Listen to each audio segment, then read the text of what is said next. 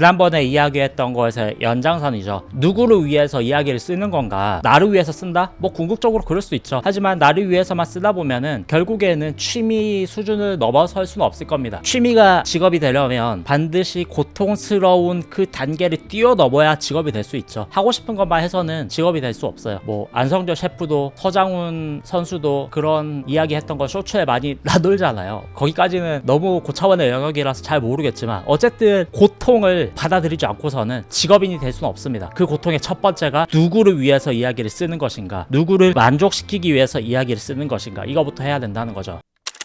지난번에는 여성향에 대한 이야기를 했죠. 이번에는 남성향에 대해서 이야기를 해보겠습니다. 딱 반으로 갈랐을 때 대부분의 남자들은 이런 이야기를 좋아해 라고 하는 장르 공식이 있죠. 지난번처럼 매슬러의 욕구 단계를 보자면 여성향은 소속과 사회적 욕구를 만족시킨다고 했죠. 남성향은 좀 더 아래 단계에 있습니다. 안전의 욕구와 생존의 욕구. 딱 떠오르는 게 액션, 스릴러 뭐 이런 것들이잖아요. 보통 남성향들은 이런 것을 자극을 해줘야 돼요. 이겨버리겠어, 부셔버리겠어 막 이런 영역. 단순하게 보자면 스포츠, 미스터리, 느와르, 액션 스릴러 뭐 말할 것도 없고 범죄 수사 추리, 도박, 무협, 뭐 헌터물, 복수, 전쟁, SF, 레이스, 메카닉, 히어로, 하렘, 경영, 정치, 생존, 모험 뭐 이런 것들이 보통 남성향으로 묶을 수 있는 장르들이고요. 이 장르들의 특징 혹은 남성향의 특징도 한 4가지 정도로 짤막하게 한번 보겠습니다. 첫 번째는 자립과 능력 성장. 이거는 여성향 때도 비슷했죠. 근데 남성향은 조금 디테일이 다릅니다. 외부의 도움 없이 스스로의 능력으로 살아남고 성장하는 이야기. 외부의 도움 없이가 되게 포인트입니다. 생존의 위협 속에서 주체적으로 나는 해결할 수 있어. 이런 포인트. 사회적인 무력감으로부터 스스로 탈피해가는 이야기라는 거죠. 돈, 권력, 육체, 두뇌, 뭐가 됐건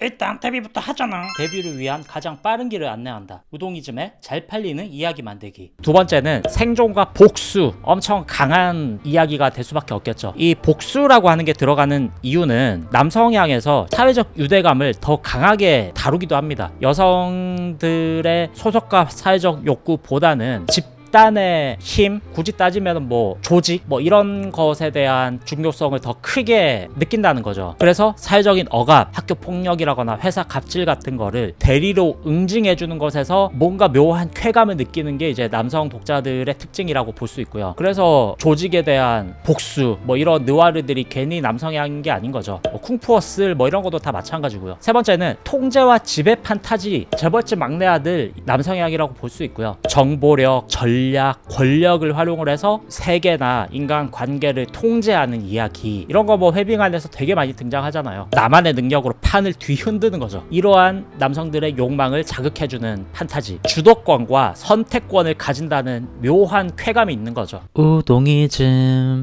그리고 네 번째는 조금 독특한데 관계 최소화, 정서 회피형 안전 욕구 이런 거를 자극하는 요소도 있습니다. 이태원 클라스 이런 게 가장 먼저 떠올랐는데 가사만 해도 남성향의 끝입니다. 정말 나를 봐 끄떡없어 쓰러지고 떨어져도 깎일수록 깨질수록 강해지는 돌덩이. 이런 걸 듣고 있으면 남자들은 보통 막 속에서 막 뜨거운 게 막 올라오거든요. 그리고 이걸 부른 가수도 국카스텐이라고 하는 락 보컬의 끝에 있는 어떤 음색이잖아요. 쇳소리가 날 정도로 강한 보컬. 되게 OST 잘 썼다라는 생각이 들었습니다. 어쨌든 감정적인 어떤 친밀보다는 냉정한 판단을 중요시하는 캐릭터입니다. 거기에 남성들이 쾌감을 느끼죠. 여기에 나오는 박세로이가 주로 그렇잖아요. 직원들의 말을 들어주는 것보다 혼자서 냉정하게 팍팍팍 판단하는 그러한 여격에서 판타지를 자극해주는 거죠. 감정에 휘둘리지 않는 냉철한 존재로서의 자기 이상화 뭐 이런 거. 그래서 이 남성향과 여성향은 되게 재미를 느끼는 포인트가 되게 달라요. 예를 들어서 스릴러 같은 경우에 관계를 파괴시키는 장르잖아요. 상처를 주고 긴장감을 주고 막 이런 거라서 남성향일 수밖에 없는데 보통 한 10대 후반 정도의 여성향만 좋아하던 시기인 여성분들이 간혹 있습니다. 그 경우에는 스릴러 같은 거, 공포 같은 거, 미스터리 같은 거 보여주면은 이게 왜 재밌는지 이해하지 못하는 경우가 되게 많아요. 남자들도 마찬가지예요. 청소년 기간에 액션만 보고 이런 학생들이 간혹 있는데 그런 학생들에게 로맨스 보여주면 이게 왜 재밌는 건지 이해를 못하는 경우가 많습니다. 그런데 그런 사람들이 언제 변화하는가? 여성분들은 대학에 와서 혹은 직장생활 하면서 스릴러를 재밌어 하게 되는 경우가 있어요. 왜냐하면 직장에 때려 죽이고 싶은 상사가 있거든.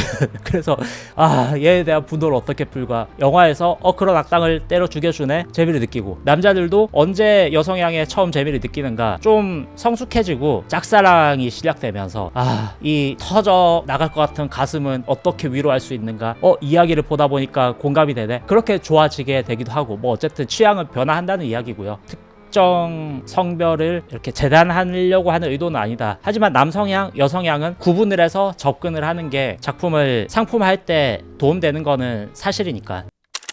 대상층을 구분할 때 가장 먼저 해야 되는 것은 남자 독자들을 만족시킬 것인가, 여자 독자들을 만족시킬 것인가, 이거부터 정해야 메인 플롯을 구성할 수 있겠죠. 작품의 메인 종류를 구성할 수 있을 겁니다. 그것부터 하시라는 이야기였고요. 오늘도 이 결에 걸맞은 문장 하나를 던지면서 이야기를 끝내자면, 세상 모두를 만족시키려는 이야기는 세상 그 누구도 만족시킬 수 없다. 이 문장, 이거 하나만 마음속에 잘 품어두시면은 취미로서의 이야기 컨텐츠가 직업으로서의 이야기 컨텐츠로 발전해 나가는데 도움이 될 거라고 생각합니다. 늘 즐거운 창작 되시길 바라겠습니다. 감사합니다.